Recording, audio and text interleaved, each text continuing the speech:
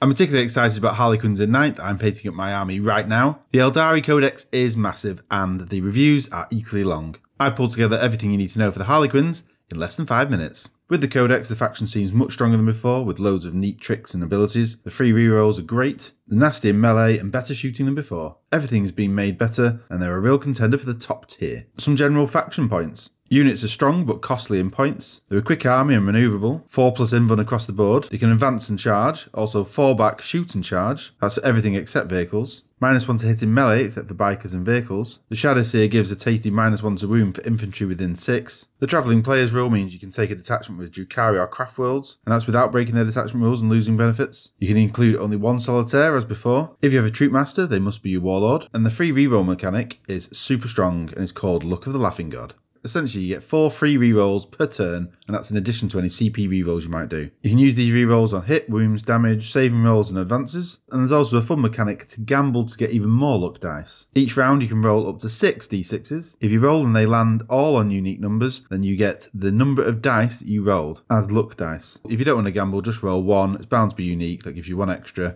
so that gives you your 4 minimum. This video is sponsored by the Magnet Baron. If you're wanting a 40k magnet set, why not check out their extensive range, including Harlequin flyer kits. Link in the description. Sub-factions or masks, now called SAEDATHs. It's now been reduced to only 3 options, with the faction being rolled into a single codex. Each is actually really strong, and you get a characterization, which is your buff, Warlord trait, relic and strat. I'll cover the 2 strongest, but I'll show the 3rd for those who want to pause. SAEDATH of the Light. The buff is that enemy attacks over 12 inches away also fail on a hit roll of 1 to 3. This is a bit like Transhuman, but for the hit roll. They can also move or advance and counter stationary when shooting. The Warlord trait is Player of the Light, and it's a 6-inch heroic intervention. And importantly, when you charge or intervene, you get +1 strength and +1 attack. The Relic Shadowstone is a +3 to the Shadow Seer auras and power ranges. And the strat, Capricious Reflections for 1 CP. A really cheeky movement one, lets you move 6 inches when you're being charged. This is likely to cause your enemy to fail the charge, and it also gives you some free movements and shenanigans like jumping on an objective. SAEDATH of the Twilight. The buff is +1 attack in the first round of melee, and an extra 2 inches in both piling and consolidation. Player of Twilight is a CP farming trait. For every CP spent by you or your opponent, you can roll a d6, and on a 6, you generate a CP for yourself.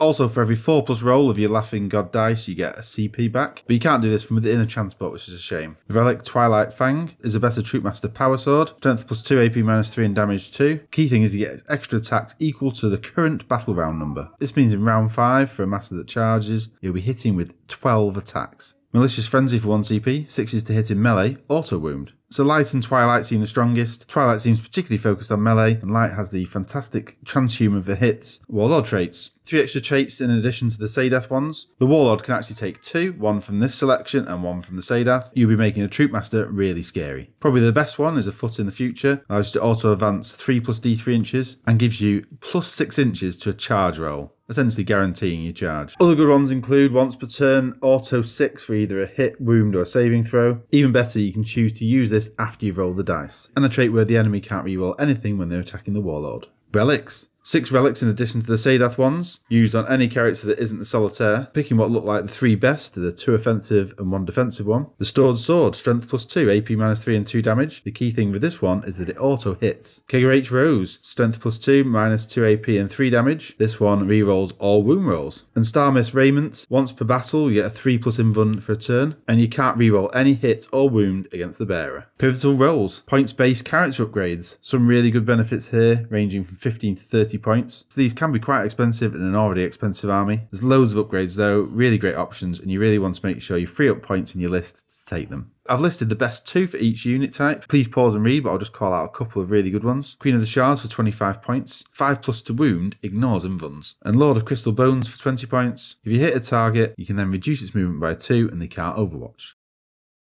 Phantasmancy Discipline. 6 psychic powers to use. The best 2 are probably Fog of Dreams for a warp charge of 6. Make a unit unable to shoot you unless they're within 12 inches of the nearest model. Particularly powerful on bikers, which are now core. A Mirror of Minds for warp charge of 7. It's got good mortal wound output with D3 to start with, and then you roll off against your opponent until either you lose the roll or you hit 6 mortal wounds. The codex is jam-packed with strats. There are some Harlequin specific ones, but you also get access to the general Eldar strats, so there's loads of options. Some great ones include Prismatic Blur for 2 CP. Get a 3+ invuln for an infantry unit. Murderous Spectacle for 2 CP, +1 to damage in melee. Capricious Reflections for 1 CP, move 6 inches when you're being charged. No price too steep for 2 CP, characters can fight again. Torments of the Fiery Pit for 1 CP, +1 strength and +1 attacks. Super strong codex and loads of combo options. I'll be doing a video very soon to cover some of the best ones. If you like this video, please give it a thumbs up as it helps videos spread, and if you want to support the channel even further, consider becoming a member.